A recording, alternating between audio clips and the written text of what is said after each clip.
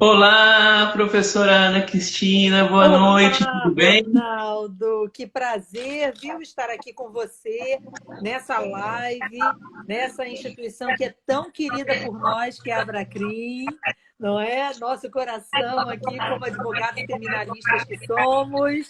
Enfim, é um prazer, viu, estar com você e estar aí com todo mundo que nos assiste.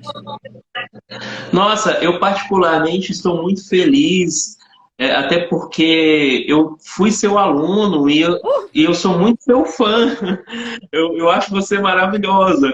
Tem um vasto Oh, conhecimento, é uma professora que auxiliou quantas pessoas já conquistarem seus objetivos, seus sonhos, além de atuar na área de direito penal, na área criminal. Então, assim, eu sou muito fã e eu me sinto muito honrado e muito feliz de poder é, ter o privilégio de ter você aqui comigo um pouquinho. Que talvez, isso que eu falo, a gente tem que acreditar sempre nos nossos sonhos e nos nossos objetivos, né? E é óbvio que eu agradeço já a Abracrim por poder proporcionar isso. Lembrando que a Abracrim ela tem esse projeto dessas lives, né? A gente está passando por um momento complicado a nível de Brasil e de mundo, né? Com essa pandemia. E quantas coisas a gente está presenciando, mas a gente tem que encontrar forças neste momento e passar por tudo isso. Eu tenho muita fé, muita encontrar esperança que a gente vai forças conseguir. e acho assim, unir forças também, né? Ó, eu fico Com extremamente certeza. feliz de que você tenha sido meu aluno. Eu acho assim que com já o tempo de estrada que a gente tem dando aula, e não é pouco tempo, a gente fica muito assim agora, cada vez mais é, satisfeitos e assim sentindo uma sensação de missão cumprida, de ver tanta gente boa que foi aluno nosso às vezes no princípiozinho, né, da carreira e tal. Então eu realmente fico muito feliz, mais à vontade e feliz ainda agora, viu? Não, mas aqui é para ficar à vontade mesmo. E eu também gostaria já de dar uma boa noite a todos os colegas, as colegas que estão entrando aqui para acompanhar essa live, que vai ser muito bacana, tem muita coisa legal para a gente falar hoje. E sejam muito bem-vindos, se sintam acolhidos, que o nosso objetivo aqui é de uma maneira muito tranquila, é ter um bate-papo, é ter uma conversa sobre um tema que é muito importante. Eu sou o professor Ronaldo Bezerra, sou advogado criminalista desde 2002, sou pesquisador, mestre em Direito e autor de algumas obras jurídicas. Mas, antes de tudo, eu sou um apaixonado pelas ciências criminais, sou um apaixonado pela educação, e acho muito bacana a gente ter a possibilidade sempre de ter o pensamento crítico reflexivo, né, tão importante, dentro dessa matéria tão gostosa, tão legal que é o nosso processo penal. E o tema que nós vamos falar hoje, principalmente a doutora Ana, que é a nossa celebridade, é a nossa professora, é a função garantidora do inquérito policial. E olha que legal também poder falar de inquérito policial, né? E eu até vou, me permite, doutora, eu vou falar aqui só um pouquinho, uma coisinha, e já quero te passar a Deve bola, porque eu falar. quero ouvir também, quero continuar aprendendo com você, que eu aprendo sempre. Você agora Mas que me ensina, Ronaldo. Agora é você que me ensina. Né? A Asla está aqui assistindo, o Rafael, olha, a Asla, que alegria a Asla aqui com a gente, a Natália Isso, a Esposito, Águia. enfim, muita gente aqui, fico feliz realmente, e agradeço o convite, agradeço o convite a Thaís, agradeço o Tiago, né, que nos representa no Rio de Janeiro, o Tiago também foi meu aluno, que coisa!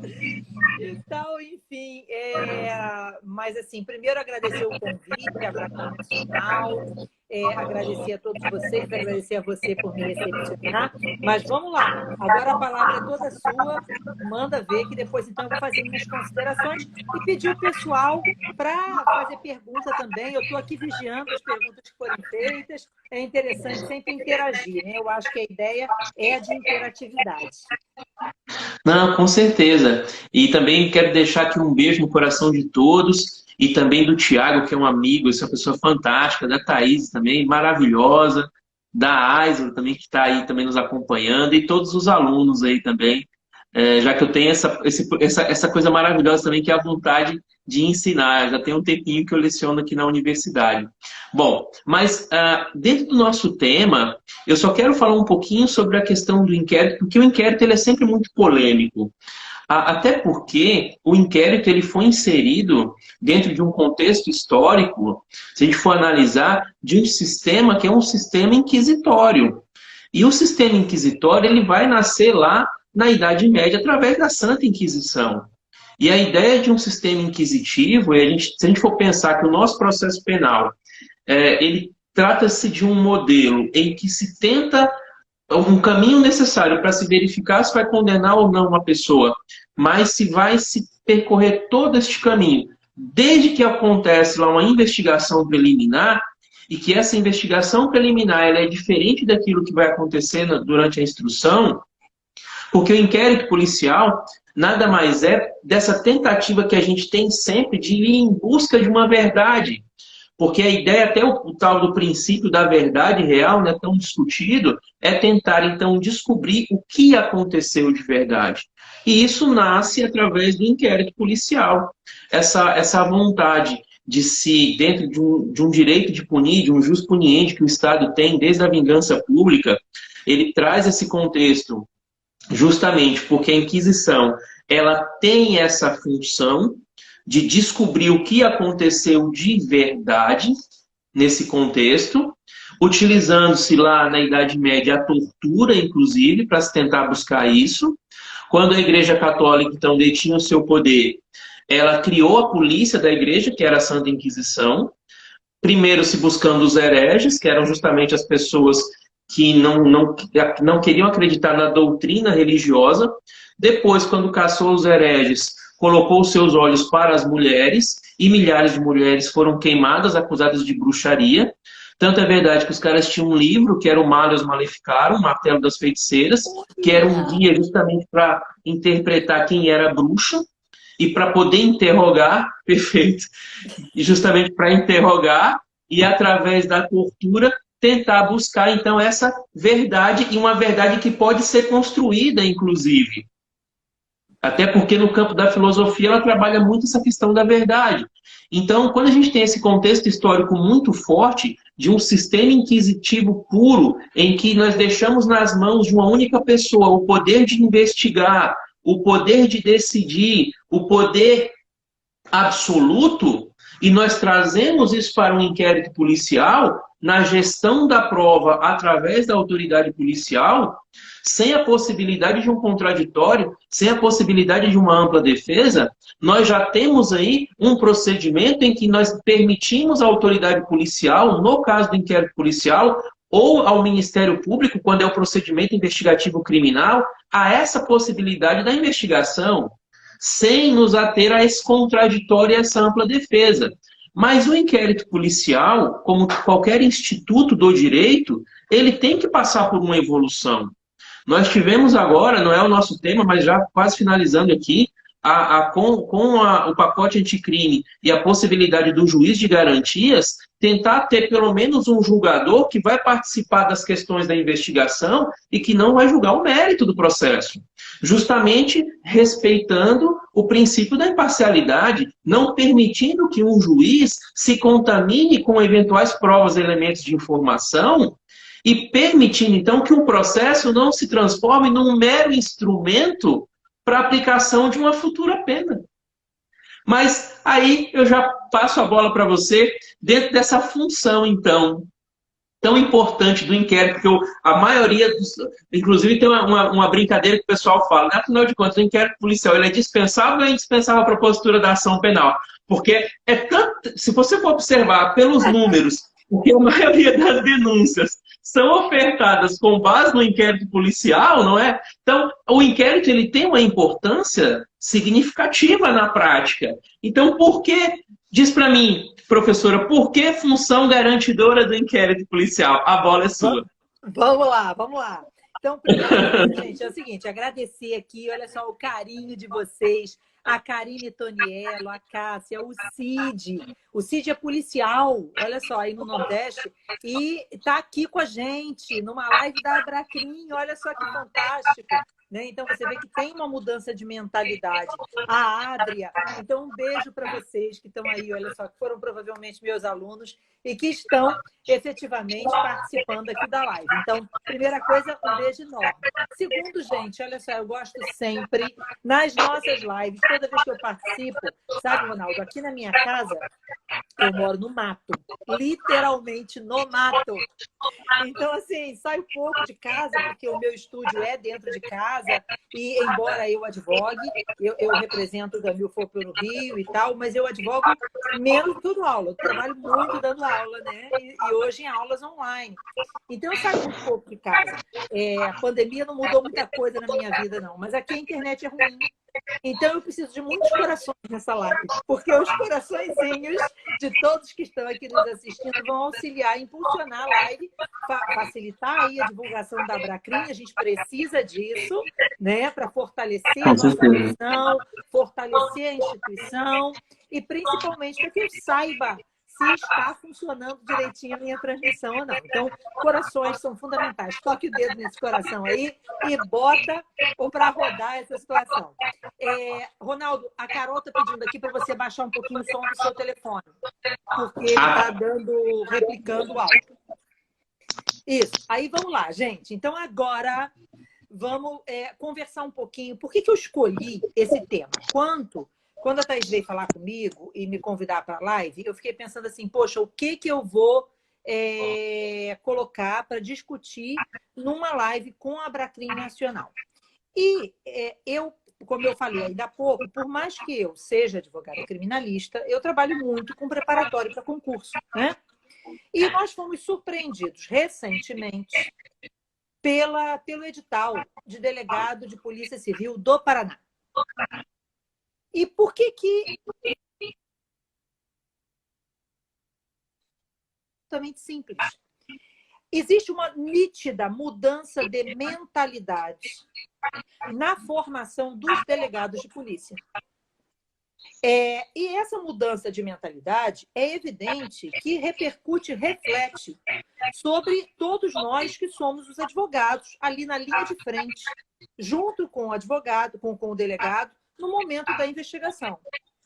Por mais que exista uma previsão de indispensabilidade do inquérito, de um inquérito como um órgão, como, na verdade, um mecanismo de produção de prova para viabilizar a propositura da ação penal, etc. e tal, cada vez mais existe também o entendimento de que a função do inquérito, ela hoje passa a ser muito mais uma função garantidora para se evitar uma acusação temerária do que propriamente um mecanismo de formação de elementos probatórios para que a denúncia venha a ser oferecida. O inquérito tem que parar de ser visto por nós e principalmente pelos delegados como apenas um mecanismo preparatório de ação penal. Ao contrário, o inquérito é preservador de direitos. O inquérito, ele tem por objetivo também garantir que o advogado possa, elaborar sua tese defensiva futura, para que o advogado possa ter elementos ali e ajudar a auxiliar na construção dos mecanismos de investigação. Por quê? Não apenas partindo da premissa de que hoje se pleiteia aí cada vez mais o incremento da investigação defensiva. Não apenas essa questão da investigação defensiva, que não passa necessariamente pela atuação na polícia, mas passa por nossa atuação junto aos órgãos policiais. Então, o que serei eu, enquanto advogada, se eu já pensando na ideia de, peraí, a ação ainda não foi proposta, ela poderá ou não ser proposta a depender dos elementos que foram construídos no agora. Então, me parece que cada vez mais a participação do advogado tem que ser de forma efetiva e intensa durante a investigação, e não apenas uma participação intensa, mas um outro olhar do próprio delegado, que tem que entender que o advogado está ali como um parceiro. Porque não é função do delegado de polícia apenas a construção da prova que vai ser utilizada pelo Ministério Público na hora de denunciar. Porque por mais que os membros do Ministério Público, e aí vamos falar sinceramente, nós aqui somos advogados, sabemos muito bem disso, Por mais que os membros do Ministério Público se digam custos legis, não tem nada de custos legis. A maioria deles é acusadora violenta. Não é verdade? E por mais Sim. que custos legis, eles no processo eles são parte. Então, o delegado ele tem que partir da premissa da impessoalidade necessária, né, para que se possa efetivamente garantir que realmente a ação penal só seja proposta quando os elementos forem realmente suficientes à propositura da ação penal. Porque o que a gente vê na maioria dos casos são denúncias completamente infundadas, certo? Com base em elementos extremamente rasos de investigação, que não são suficientes para a formação da justa causa e que, infelizmente, dão margem ao oferecimento da denúncia e lá na frente, muitas vezes, a uma condenação. Porque, da mesma Professora, forma que... Fala. Deixa eu te fazer uma indagação. Você acha que a questão, às vezes, da infraestrutura da polícia, às vezes a Polícia Judiciária Civil, em alguns estados, de certa forma um pouco precária, em algumas situações, você acha que interfere nisso também, na qualidade de uma investigação? Lógico, lógico. O que nós temos hoje principalmente, aí vamos falar assim, bem claramente, nem investimento zero na polícia. Se tem algum órgão, alguma instituição policial que tem algum investimento, ainda é a Polícia Federal, que está melhor aparelhada, não é verdade? Que tem mecanismos de investigação melhores e tal. Mas a Polícia Civil, a Polícia dos Estados, ela não tem nenhum incremento financeiro, não tem policiais com remuneração que seja realmente uma remuneração que a gente considere digna, não é isso? Na maioria dos casos. A outra questão, infraestrutura zero. Infraestrutura zero. Eu tenho, e aí, lógico, a gente não vai citar nomes nem coisas assim, mas é importante que a gente coloque essas coisas para que as pessoas saibam. Eu tive um caso em que policiais eram os investigados, inclusive, e olha só que situação. A delegacia se utilizava de papel como papel. O papel que a delegacia utilizava era o talonário do bicho. E eu, veja, na verdade, não era assim, esses talonários foram apreendidos porque esses policiais estão envolvidos em esquemas de corrupção. Não. Aqueles talonários que eram apreendidos eram utilizados como bloco de papel, bloco de nota, porque a Polícia dos Estados não tem papel para trabalhar. Então, o que você tem é infraestrutura zero, perícia zero. Na maioria das vezes, a perícia é absolutamente nula, digamos assim, em termos de estrutura, para realizar perícia mínima, que dirá para uma perícia do nível que seria necessário para realmente fundamentar o oferecimento de uma denúncia e uma ação penal futura. Então, eu percebo. Zero... Eu percebo também, professora, que às vezes, por causa dessa infraestrutura, essa falta de infraestrutura, se dá muitas vezes uma importância exacerbada à palavra da vítima ou da testemunha. E nós sabemos, através de falsas memórias e outras questões, que essas pessoas podem se equivocar. E talvez seja por isso que a gente tem assim, um cometimento de tantas injustiças no Brasil também. Só para você ter uma ideia... Não existe investimento na perícia. Não existe. Não existe investimento na preparação do policial. Na preparação do policial. No treinamento desse policial. Não é verdade? O policial ele tem que ser treinado. Esse policial ele tem que ter um mínimo de conhecimento. A questão do reconhecimento de pessoa é um exemplo típico disso. Não é? A forma como se dão os reconhecimentos de pessoa, veja, o induzimento de testemunhas no reconhecimento de vítimas, não apenas no reconhecimento, mas também como essa questão das falsas memórias. Então, o que você tem, na verdade, é uma falta de material humano e material técnico dentro da Polícia Civil. E isso é óbvio que dificulta a investigação, né? Agora, o que tudo parte da premissa é de que eu acho que deve haver, e por isso que eu escolhi realmente o tema, uma mudança de mentalidade no próprio delegado. Então, assim, no momento em que você começa a exigir na preparação do concurso, você já acabou mencionando ali durante a sua colocação inicial, você falou assim, que o inquérito ele é considerado dispensável, quando, na verdade, 99% das ações penais elas são propostas com base no inquérito policial. Então, um novo olhar sobre o inquérito deve ser demonstrado. O inquérito não é dispensável, o inquérito é extremamente necessário. E esse inquérito ele não se faz sozinho. As provas elas não pipocam sozinhas. O delegado não está ali para investigar com a finalidade de fornecer elementos para denúncia. Ele está ali com a finalidade de elucidar o fato em todas as circunstâncias que o envolvem. E isso inclui também eventuais diligências que possam favorecer o investigado. Aquela pessoa é um mero suspeito.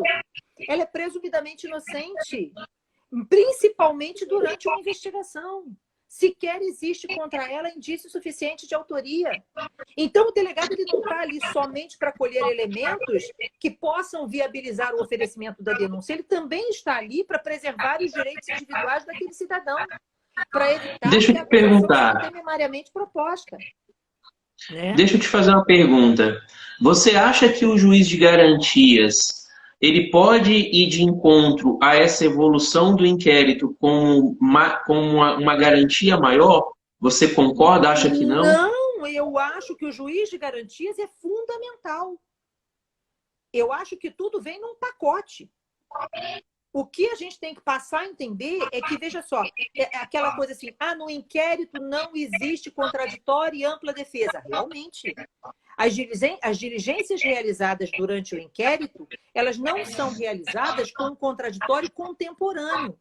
Ou seja, no momento em que uma testemunha é ouvida na fase policial, é evidente que o contraditório não está presente, que não há ampla defesa, mas daí você dizer, olha para cá, não existe contraditório. Não, existe contraditório e ampla defesa de forma diferida. Existe contraditório e ampla defesa no momento em que eu, advogada, posso chegar em sede policial, e é o que geralmente acontece. O problema é que eu acho que tem que mudar, o olhar tem que mudar por parte de todo mundo. Eu preciso que o delegado entenda que a função dele ali não é apenas de persecutor. Ele tem uma função de preservação dos direitos daquele indivíduo. Ele está ali para evitar que um frasco de choio, né, seja objeto de uma prisão de instauração de inquérito policial. É um cargo de carreira jurídica e tem que ser encarado como um cargo de carreira jurídica. Outro problema que a gente tem, por exemplo, semana retrasada, alguém chegou para mim e falou assim, delegado não é cargo de carreira jurídica, porque o Supremo Tribunal Federal já decidiu que não é cargo de carreira jurídica. É outro problema. As pessoas elas não leem as coisas com a profundidade necessária. A maioria pega e lê só o informativo, mas não vai ler o inteiro teor da porcaria do acordo. Não é verdade? Na verdade, aquele inteiro teor, em hora nenhuma, disse que o cargo do delegado não era cargo de carreira jurídica.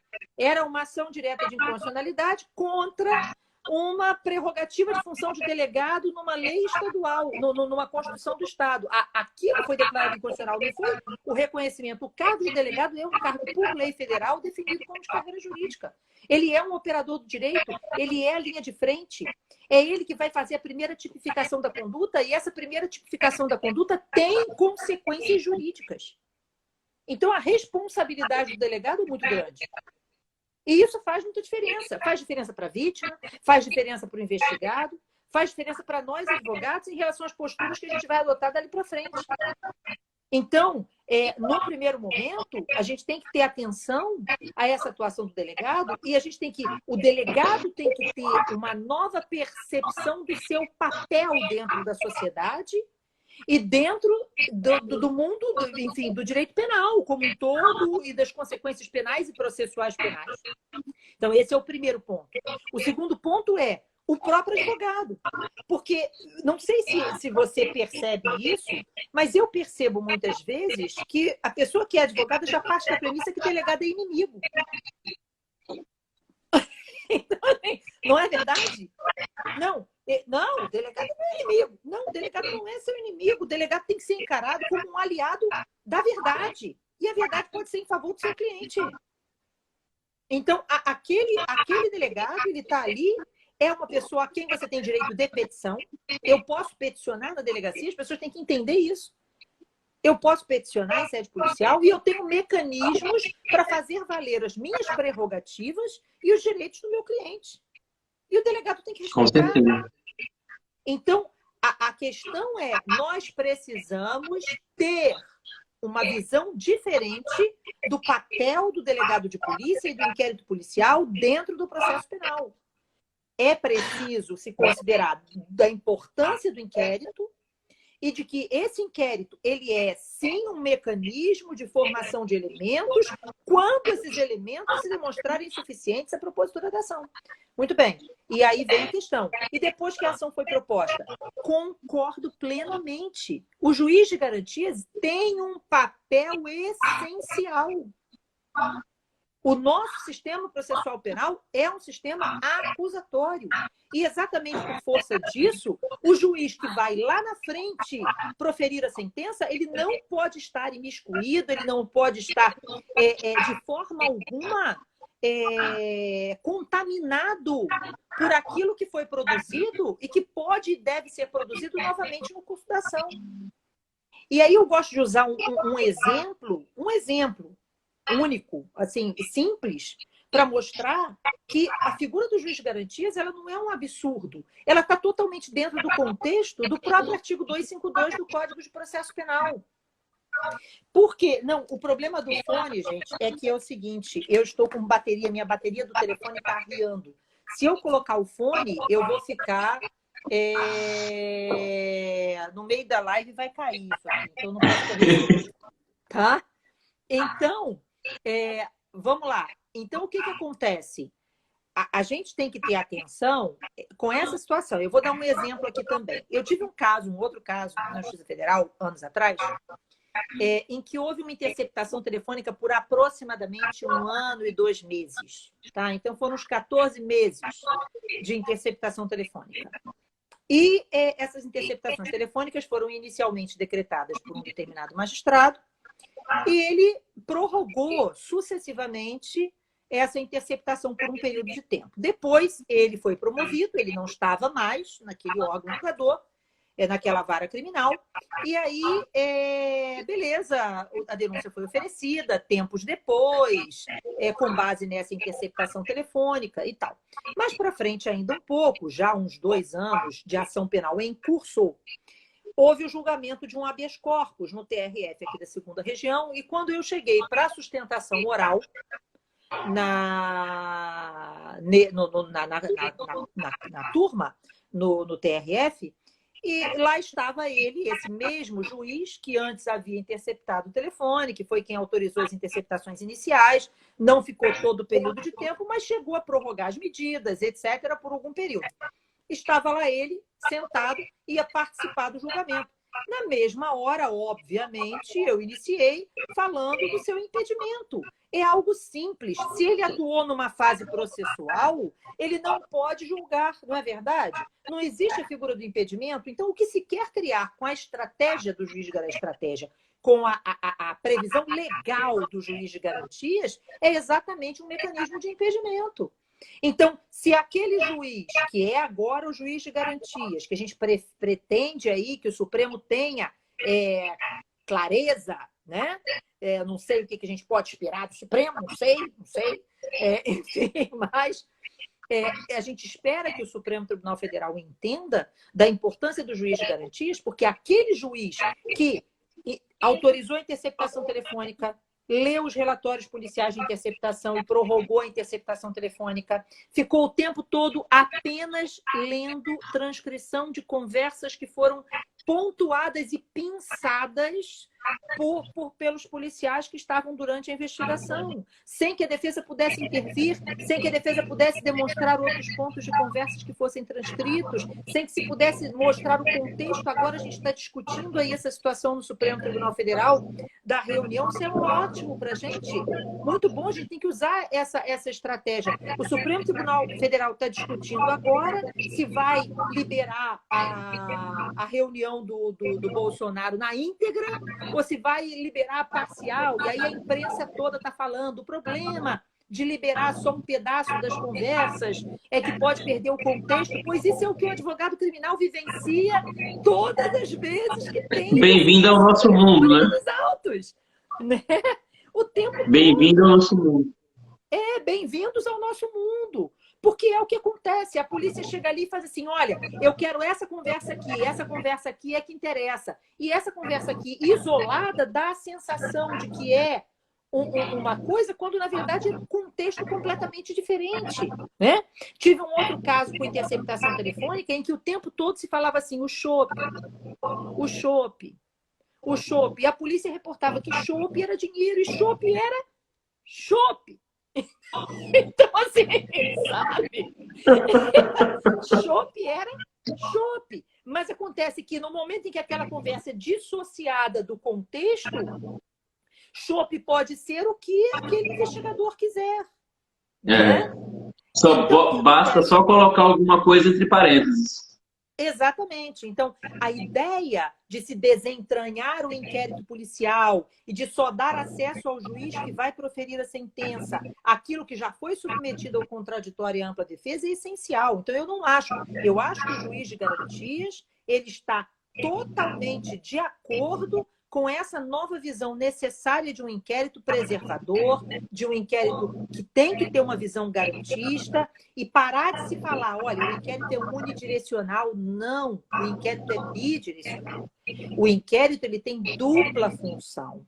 E aí a primeira função do inquérito, com certeza, é a de colher elementos e elucidar o fato crime. Não é colher elementos para ação penal, é elucidar o fato criminoso.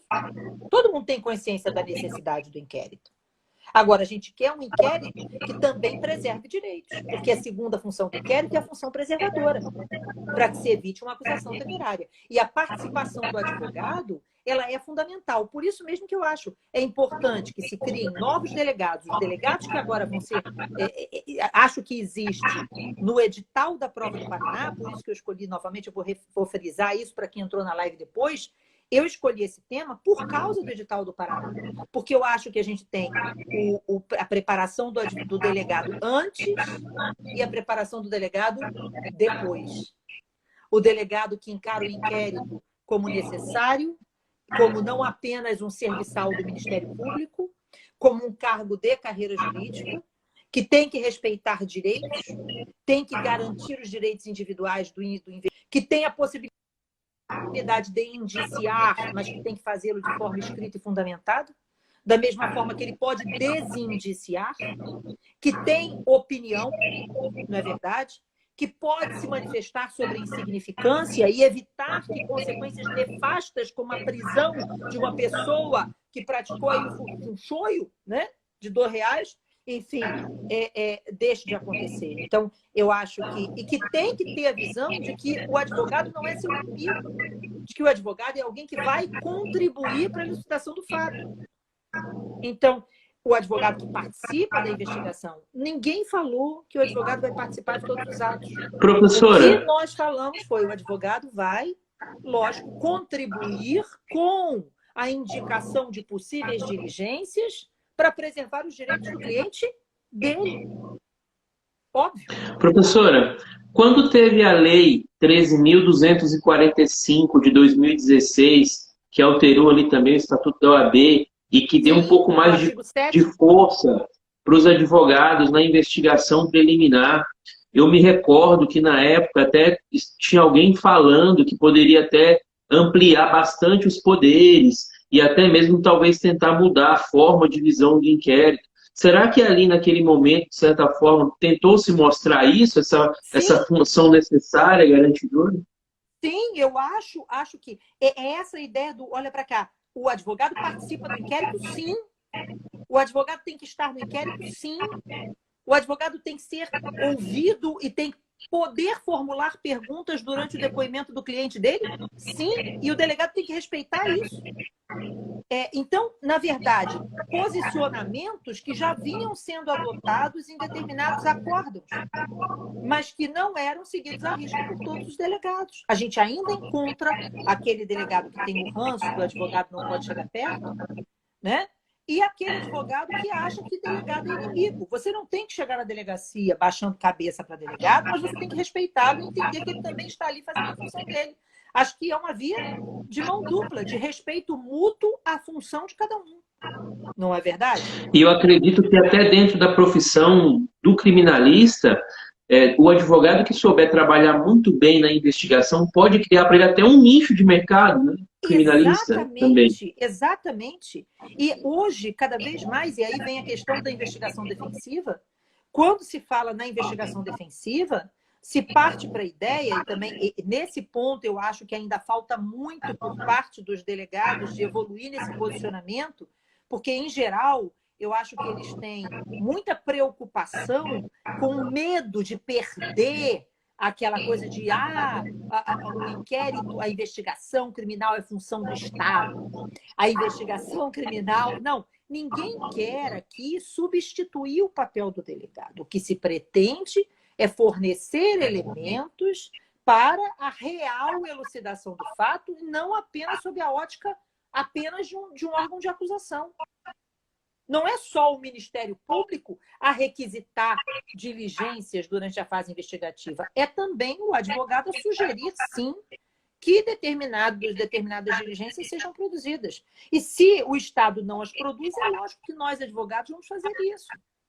Cada vez mais o advogado tem que estar afinado com a questão tecnológica, não é isso? Com tudo isso, que vai permitir cada vez mais que a gente tenha formas de contribuir para evitar que a ação penal se torne necessária. Então, a gente tem novos nichos de mercado dentro da advocacia criminal. Temos um nicho de mercado dentro da investigação defensiva, temos um nicho de mercado, aquele advogado que é especialista em trabalhar dentro do inquérito policial, não é isso? Ali, no momento da realização das diligências e da indicação de diligências como parceiro. Não, isso não significa retirar a impessoalidade do delegado de polícia, o delegado vai atuar de forma impessoal, o advogado vai cumprir o seu papel com respeito mútuo à atividade de cada um.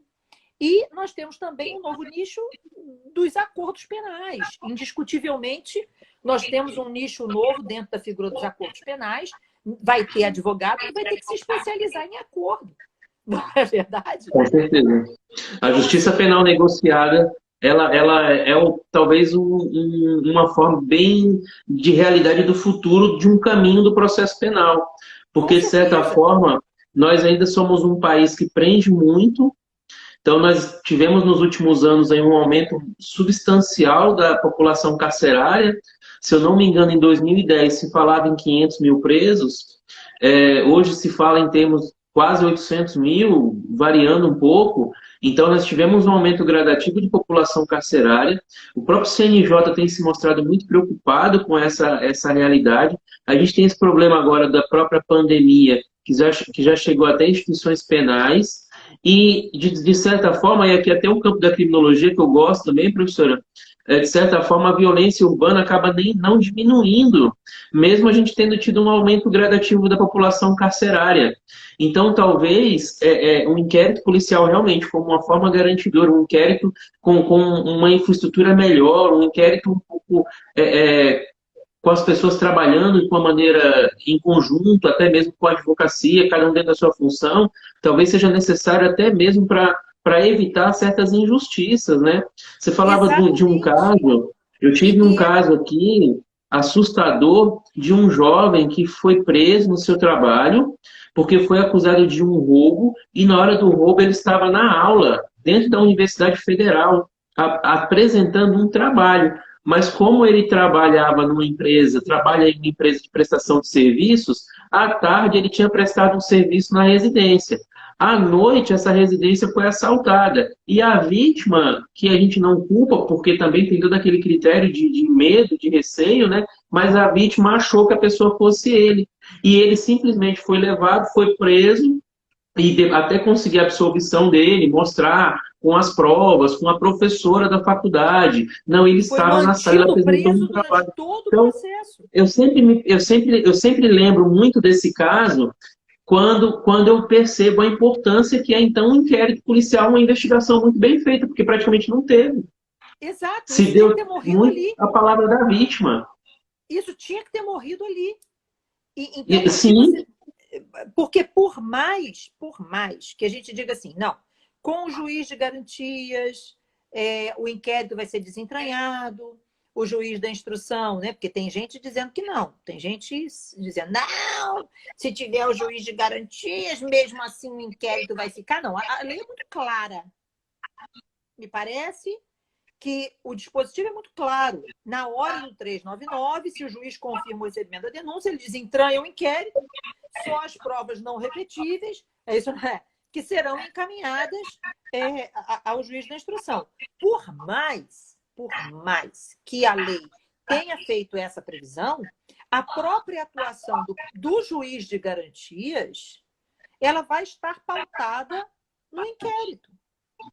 E nós sim, temos que tomar muito cuidado com a preocupação de que, se criado o juiz de garantias, de se fazer assim, não, já que o juiz não absolveu sumariamente e recebeu e confirmou o recebimento da denúncia, o que estava no inquérito é suficiente. E aí o juiz da instrução já parta da premissa de que existe uma condenação prévia, como se existisse como se nós estivéssemos transformando o processo penal num procedimento bifásico que nem o do júri. Tipo, tem uma pronúncia, isso não é, então já está meio caminho andado para uma condenação.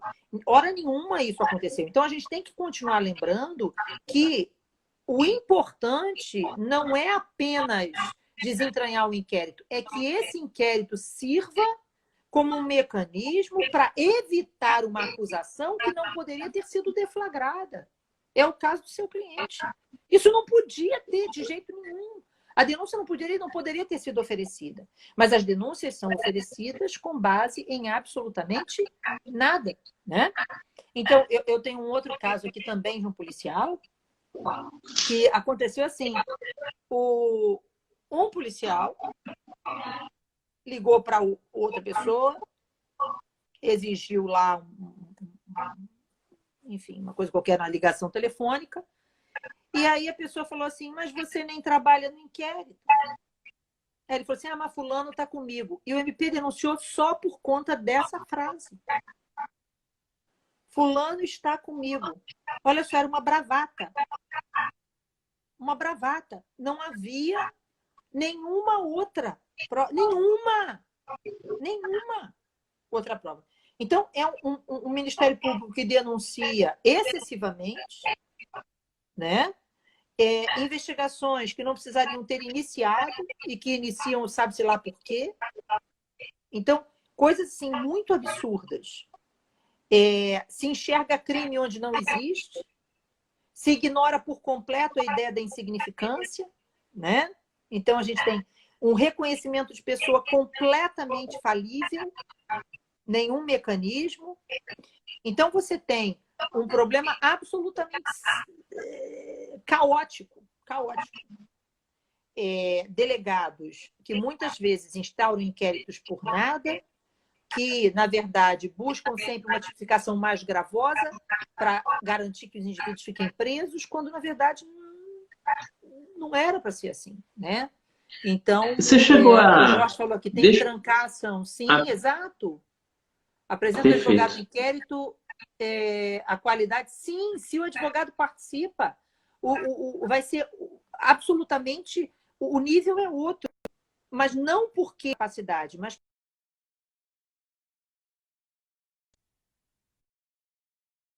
Deu uma... Ah, aí, voltou. não, acho que falhou, foi Mas voltou aqui. os coraçõezinhos, que faz muita diferença, tá? Para a gente saber se está girando ou não, porque eu acho que deu uma falhada aí em algum momento. tá? Mas foi bem pouquinho, foi rápido. É. O Lívio colocou ali assim, doutor, e a quantidade de juízes é suficiente para fazer funcionar o juiz de garantias? Olha só, Lívio, a nossa preocupação em relação ao juiz de garantias não é em relação à quantidade de juízes. Não é em relação à quantidade de juízes. Porque, veja, existem mecanismos muito simples para resolver o problema do juiz de garantias, como, por exemplo, a prevenção negativa. Vários autores já sustentavam a ideia da prevenção negativa. E o que seria essa prevenção negativa? Então, nas comarcas que existem várias varas criminais, então foi distribuído, num primeiro momento, para a 5ª Vara Criminal, no momento em que, confirmado o recebimento da denúncia, se faz uma redistribuição com a prevenção negativa, vai passar para outro juízo que não aquele que antes havia atuado. Então, a preocupação maior se dá nas comarcas de juízo único. Essas têm uma preocupação maior em como é que esse mecanismo vai funcionar. Mas, nas grandes comarcas, nas comarcas que têm pelo menos 2 juízes, né? Então, nessas comarcas não há problema, é uma questão de prevenção negativa. Certo? E não é só isso, existem juízes substitutos, né? Os tabelares, tudo isso. Mas fala. Professor, inclusive, nós estamos caminhando para os inquéritos digitais. Sim. E com o inquérito digital e a tecnologia, porque eu realmente acredito nessa mudança de comportamento da sociedade pós-pandemia. E eu acredito que nessas comarcas que tem apenas um juiz que não vai poder realmente acompanhar as investigações, porque não vai ser o de garantias, mas não significa que um outro juiz de uma outra comarca possa exercer essa função. E quanto ao argumento que o Brasil faltam juízes, que também eu já ouvi esse argumento, mas já faltaria de qualquer forma. Então Exato. não é o juiz, não é o juiz de garantias que vai. Na semana. Exatamente. Tem comarca que o juiz vai um dia na semana. E a gente tem que lembrar, o Ronaldo pontuou muito bem, que existe um mundo antes da pandemia e o mundo pós-pandemia. Porque agora está todo mundo reclamando de estar em casa. Mas na hora que acabar o período da pandemia, todo mundo começar a ter que sair, vai todo mundo sentir saudade. Quando podia ficar com paletó daqui para cima e de bermuda dali para baixo. Que é o meu caso, inclusive. Todo mundo. Então, por muito tempo, nós resistimos à questão, por exemplo, dos interrogatórios por videoconferência, da prova testemunhal por videoconferência. Por muito tempo, nós resistimos a isso, mas nós todos temos consciência de que a videoconferência é o futuro para tudo. Porque ainda não existe teletransporte. Até a questão de gastos também, professora, porque às vezes um réu que responde um processo em outro estado e teria que ser transportado, as despesas disso, pessoal, de segurança, os recursos que são gastos, né, podem ser evitados através da videoconferência. Agora, lógico que resguardando-se os direitos daquele indivíduo. Com certeza. Será com certeza. necessário que se criem mecanismos de preservação. Mas que a videoconferência é o futuro da nossa vida, ela é. Repare que o Supremo, o STJ, ninguém vai voltar com concessão. Vão passar a fazer sempre assim. Porque deu certo, eles viram que dá certo. E no momento em que eles até porque eles mais próximos é mais perigoso para não dar um fight. Exatamente. Virtual é mais fácil. Virtual está mais fácil as discussões, né? Virtual é mais fácil. No momento em que a internet começa a ter qualidade suficiente para que a transmissão não tenha, não é isso, um delay grande, para que as coisas efetivamente funcionem, então você não tem muito porquê. Bom, vamos lá, doutor, em poucas palavras, na sua opinião, qual é a maior vantagem e desvantagem do juiz de garantias? A maior vantagem do juiz de garantias é a imparcialidade do juiz que vai presidir, que vai presidir a instrução e julgar o mérito da causa. Pronto. Imparcialidade é o fundamental para a figura do juiz de garantias, ok? Desvantagem do juiz de garantias, eu vou ser sincero, eu não vejo nenhuma. Nenhuma desvantagem. Só vejo vantagens. Só vejo vantagens.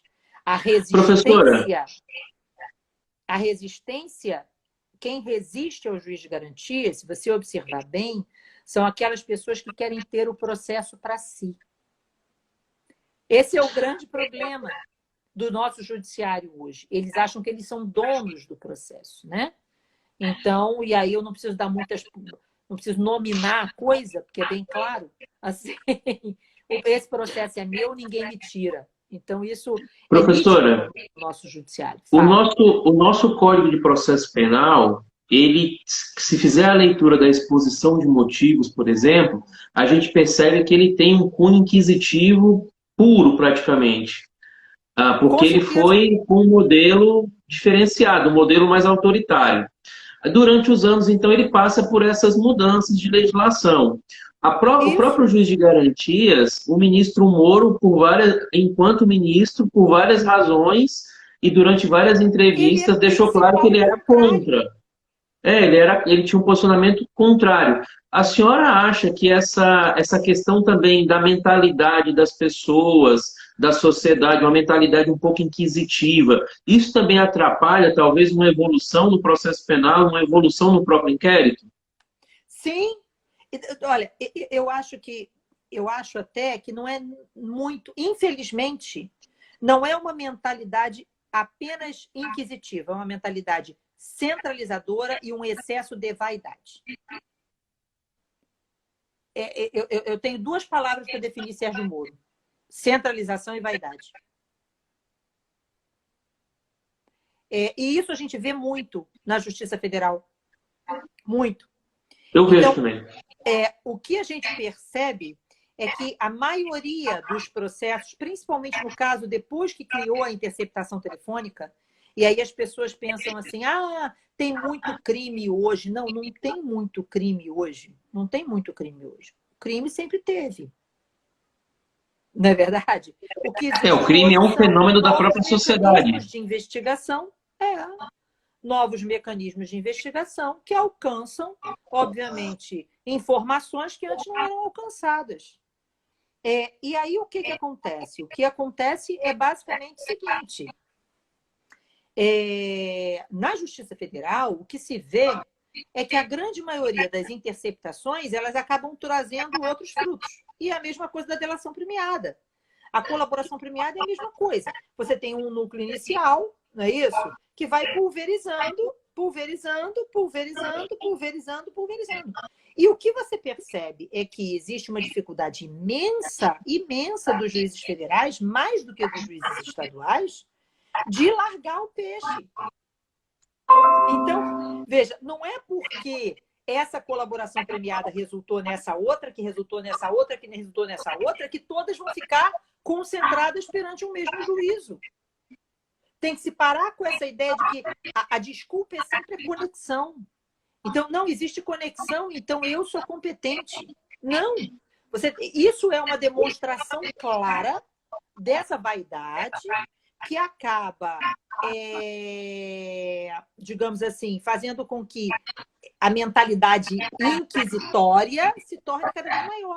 Então, o que você tem, na verdade, é sempre eu sou o centro, a coisa tem que estar nas minhas mãos, tem que estar sob o meu controle, são coisas que estão muito associadas na minha concepção, sabe?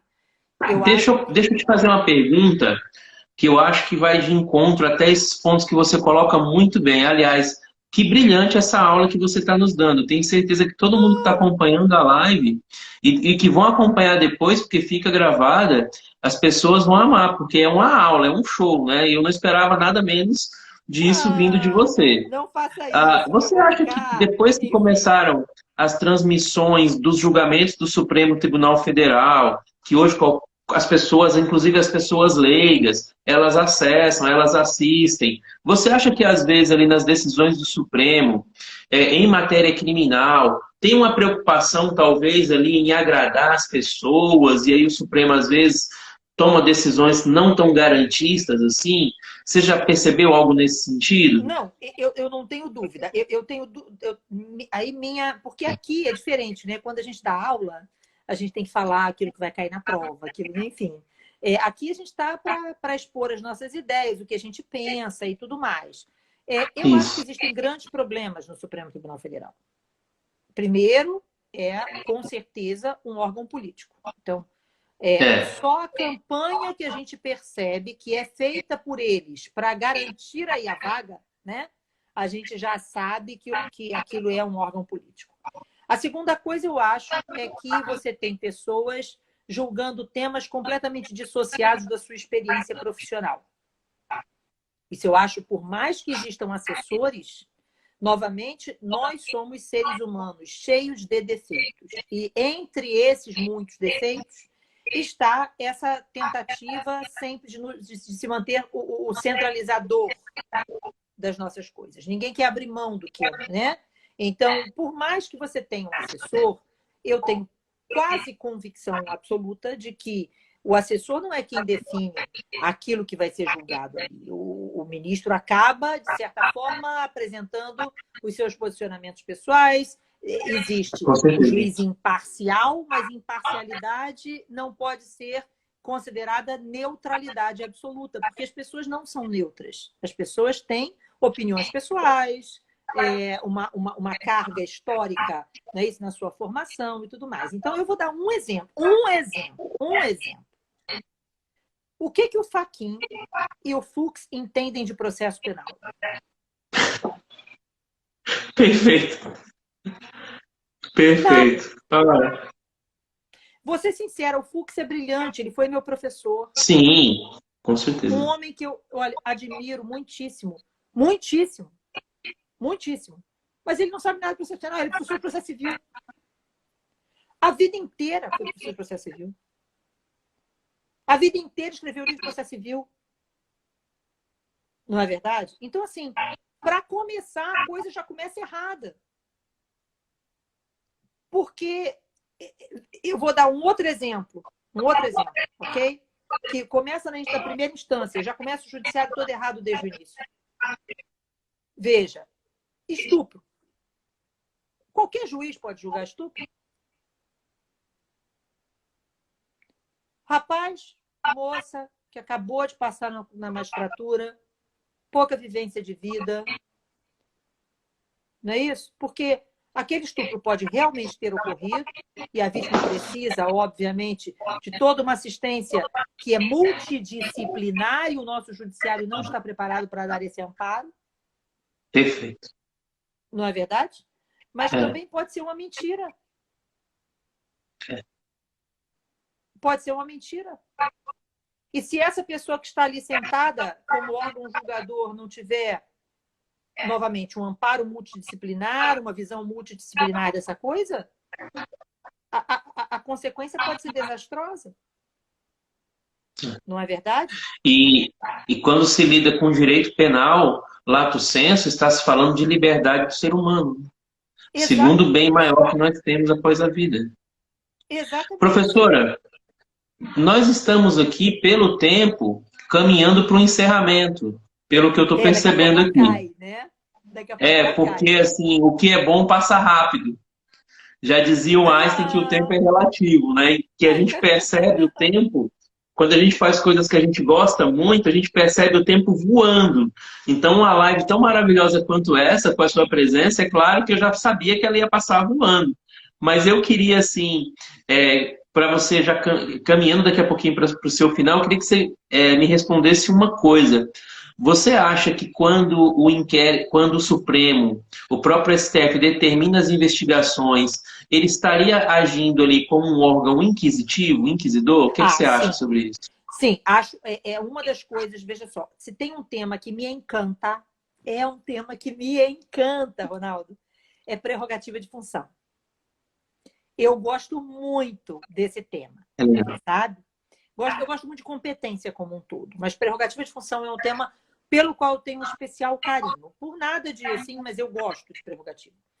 E aí o que acontece é o seguinte, um dos grandes problemas é o Supremo impedindo a investigação no caso de réus que detêm prerrogativa de função. Isso fica a critério do próprio órgão que vai lá na frente proferir a decisão. Então, todos os atos de investigação, durante uma investigação em que tenha um investigado com prerrogativa, é o próprio Supremo a presidir, quando, obviamente, a prerrogativa é para esse órgão, né? O STJ não concorda tanto, mas o STF tem esse posicionamento. Está acabando, infelizmente. Olá, boa noite. Estamos voltando. Voltamos! Então, só para a gente finalizar, gente, então o que eu acho é o seguinte, eu acho que, com certeza, eu não tenho nenhuma dúvida de que o Supremo Tribunal Federal teria que ter um afastamento completo das investigações. A presidência da investigação pelo Supremo, o que a gente precisa cada vez mais é de autonomia e independência da polícia. Então, tem que parar com essa ideia da polícia vinculada, da polícia... Imagine se o delegado tem privatividade do indiciamento, mas no caso de um indiciamento de alguém que tem prerrogativa, tem que pedir autorização. Que isso? Então, assim, você retira completamente a autonomia. E mais, você contamina o órgão julgador, o que vai dificultar a figura do juiz de garantias. É importante criar o juiz de garantias? Importantíssimo. Mas ele não vai existir nos órgãos de instância superior. Porque, tecnicamente, você mantém aí a figura do inquérito vinculado. Então, eu acho absurdo, eu acho que não poderia acontecer.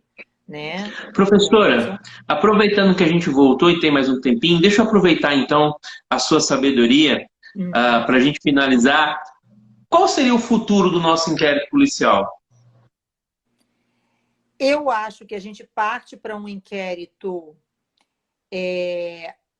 que vai depender muito, obviamente, e aí eu tenho convicção disso, da preparação dos novos delegados. Eu acho que o futuro do inquérito é um inquérito participativo. Com cada vez... Eu não sei se esse é o futuro que eu acho que vai acontecer, ou se esse é o futuro que eu gostaria que acontecesse. Eu tenho uma certa dificuldade de identificar essa situação. Porque você fez uma pergunta ainda há pouco, se os ministros do Supremo Tribunal Federal julgam pela convicção ou se eles julgam pelas aparências, pela força política. Na verdade, eles estão querendo agradar quem? E aí, muitos anos atrás, eu não me lembro se foi o César Peluso, numa entrevista, foi naquele caso do Gilmar Mendes, no ano de 2009, em que houve uma extensão coletiva de uma ordem de habeas corpus, logo depois da reforma do Código de Processo Penal, e houve uma decisão do Gilmar Mendes fazendo uma extensão coletiva em relação à execução provisória da pena naquela ocasião. Exatamente em função daquele habeas corpus que impedia a execução provisória da pena no ano de 2009. E houve uma entrevista para a Veja, muito linda essa entrevista. Eu acho que era o ministro César Peluso. E eu não lembro se era César Peluso ou Aires Brito. Eu gostaria muito de ter de volta aquele Supremo Tribunal Federal. Um Supremo Tribunal Federal que tinha consciência do seu papel perante o processo penal, perante o direito penal. E nessa entrevista, o ministro César Peluso falava assim, que os ministros não julgavam para agradar o povo. Julgavam para aplicar efetivamente a lei, como deve ser aplicada, da forma como deve ser aplicada, etc. Então, eu acho que o que eu gostaria de ver no Supremo Tribunal Federal de hoje era isso, mas eu acho que a gente se transformou num mundo de muitos Batmans. E acho que o Batman começou com o Joaquim Barbosa, no caso do Mensalão. Verdade. Acho que de lá para cá, o que a gente vê no Supremo Tribunal Federal, o que a gente vê no Judiciário como um todo, é uma sucessão de Batmans. Né? Então, era o Joaquim Barbosa, depois surgiu o Sérgio Moro como um grande paladino da justiça, como grande Batman. Me parece que agora o Barroso tenta vestir essa camisa, né? Também percebi. Essa capa. Então, o Barroso, que era uma pessoa que, veja, esperávamos um outro Barroso no Supremo Tribunal Federal. Decepção, para mim, decepção. Uma decepção, uma decepção. Então, o que a gente esperava era um outro Barroso, né?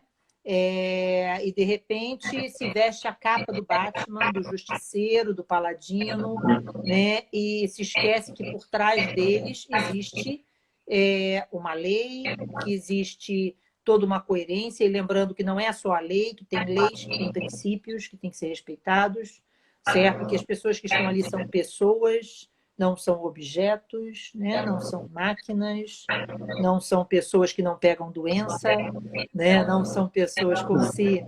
E se generaliza as situações. Então, assim, eu acho que porque teve um advogado que lá atrás pegou um atestado falso e não sei o quê, como se todos os outros assim fossem. E isso nós sabemos que não é realidade. Infelizmente, muitas vezes nós somos tratados de uma forma absurda pelos juízes, que não nos recebem, não atendem, não falam, a gente sabe que isso é verdade, né? Todo mundo tem o rabo preso, porque tem profissional bom e profissional ruim em todas as profissões, independentemente. Mas o que a gente precisa entender é que tem que ter uma mudança de posicionamento. E eu acho que essa mudança de posicionamento tem que começar na delegacia. Eu me lembro, professora, de uma entrevista da Carmen Lúcia, quando ela assumiu a presidência, se eu não me engano, foi para a Globo News que ela deu essa entrevista, e ela falava que era necessário que o Supremo Tribunal Federal finalmente tivesse um olhar para as pessoas, para a sociedade, que estavam tão cansadas. Naquela entrevista eu fiquei preocupado, porque assim, o Supremo Tribunal Federal, é claro que ele tem que ter sim uma preocupação com a sociedade, mas não enquanto órgão julgador. Enquanto um órgão que detém ali o poder de interpretação de hermenêutica da Constituição Federal. Exato. Então, até porque muitas vezes a sociedade tem que ser defendida dela mesma.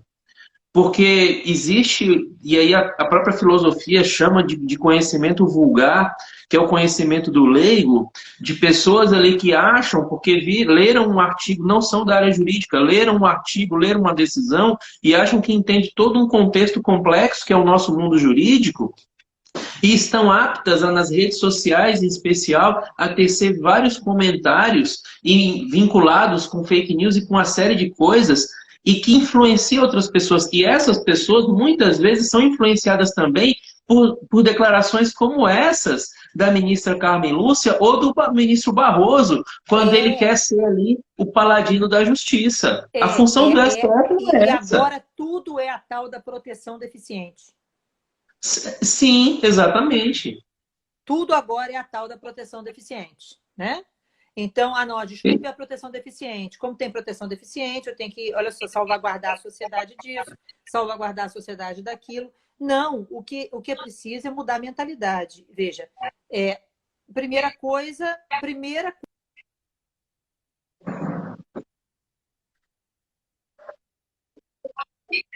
pode não dar voto, mas é necessário.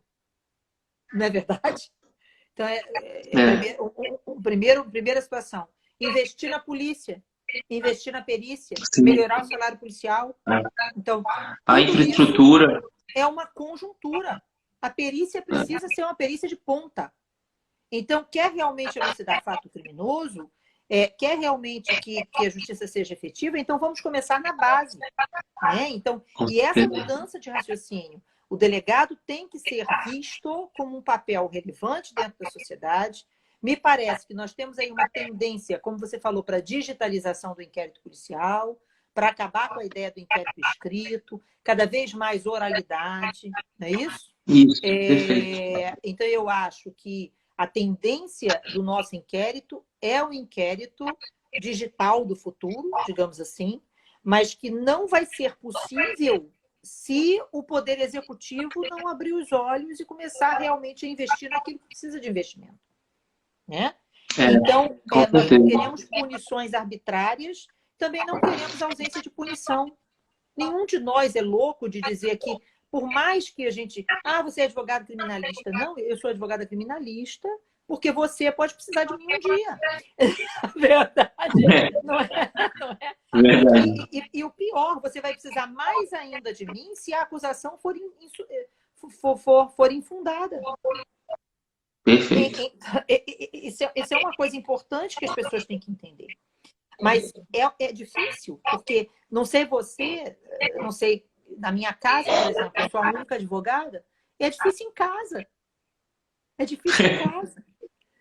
Né? Eu me sinto feliz com Eu os sei. alunos, porque aí o que a gente tenta é mostrar, abrir a cabeça do aluno, mostrar, olha para cá. O principal de todos os direitos é a vida, mas o segundo é a liberdade, filho. Olha agora, o desespero que você está de estar trancado em casa. Imagine se fosse numa cela. E por isso até aqui, professor, aproveitando a importância da própria Abracrim, nesse sentido de fortalecimento da advocacia criminal. Lembrando aos colegas aí que estão acompanhando que a Abracrim ela existe mesmo como associação desde 1993, quando em Curitiba se teve ali o primeiro encontro nacional dos advogados criminalistas e se criou ali a Abracrim, e de lá para cá ela vem lutando arduamente pelo fortalecimento da classe da advocacia criminal, porque justamente nós somos a resistência, nós somos a última linha de defesa, porque nós vivemos no país das injustiças por N razões e por uma razão primordial que você colocou muito bem, que é essa falta também de estrutura na investigação, de colocar talvez ali para a vítima um patamar muito grande das suas declarações, e isso faz com que muitas vezes as pessoas inocentes sejam reféns à própria sorte. Então, o que seria dessas pessoas se não fossem a advocacia criminal? Se não fosse o que seria da sociedade sem a nossa importante função?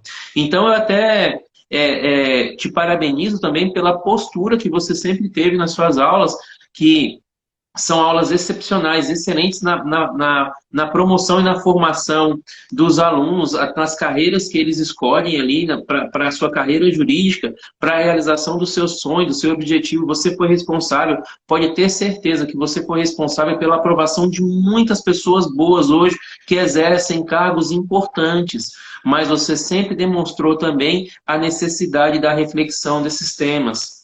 Então, isso te faz diferente, porque nós precisamos de uma sociedade cada vez melhor.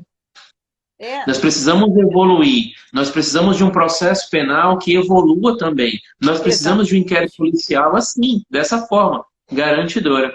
Professora, para finalizar então, deixa uma palavra final para todo mundo que está nos acompanhando.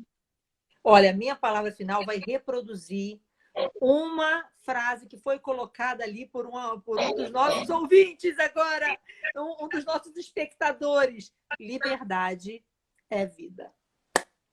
E nós, advogados criminalistas, apenas estamos aqui lutando pela liberdade, lutando por direitos que são direitos fundamentais. E eu sempre disse para os meus alunos e falo para todas as pessoas que conversam comigo sobre o processo penal. Eu acho que você não consegue enxergar o processo penal direito, vire o réu. Se você vira o réu, a situação muda de figura. Eu não consigo virar o réu. Então você é a mãe do réu.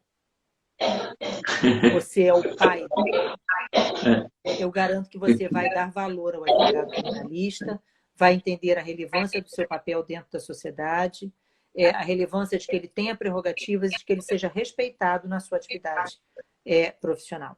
Então, isso é muito importante. E uma outra coisa que você falou também sobre essa questão da sociedade, da sociedade desvirtuada hoje, sempre enxergando, se vitimizando e colocando todo o foco na punição do infrator. Nós estamos a um passo de nos transformarmos naquilo que aquele filme clássico apresenta, que é o Vampiro de Düsseldorf. É importante que as pessoas tenham essa noção. Esse filme é um filme que mostra muito bem o momento em que a sociedade, que antes buscava defender, obviamente, as vítimas, acaba se transformando no grande algoz. Então, eu acho que é também um ponto importante que vale a pena ser visto. É um filme que eu sempre indico para mostrar no que exatamente, infelizmente, a nossa sociedade está se transformando. A gente não pode deixar que isso aconteça. Né? Então é isso. Muito obrigada. Professora, olha, muito obrigado pela sua participação, pelo seu show.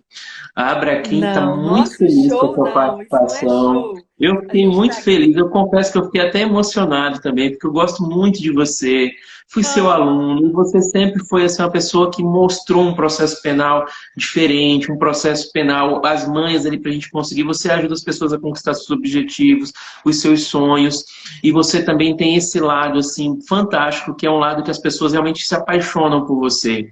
E você trouxe para a nossa live Vou assim, algo chorar. fantástico, que é essa emoção, essa coisa bacana, essa alma boa, esse coração gigante que você tem. E nessa época assim que a gente está de pandemia, essa época que a gente está passando por tantas coisas, né? Ter você assim nos alegra, nos anima a continuar aí lutando contra o vírus, contra tudo, porque a advocacia criminal ela é resistência e a defesa não pode parar. Professora, Isso. muito obrigado. Fique bem, se cuide e até a próxima. Um beijo, querido. E todos vocês, gente, um Beijo. beijo enorme, obrigada. E fiquem em casa. Beijo. Isso, fiquem em casa, galera. Valeu. Tchau, tchau, prof. Obrigado. Tchau, beijo, Ronaldo. Tchau. Beijo.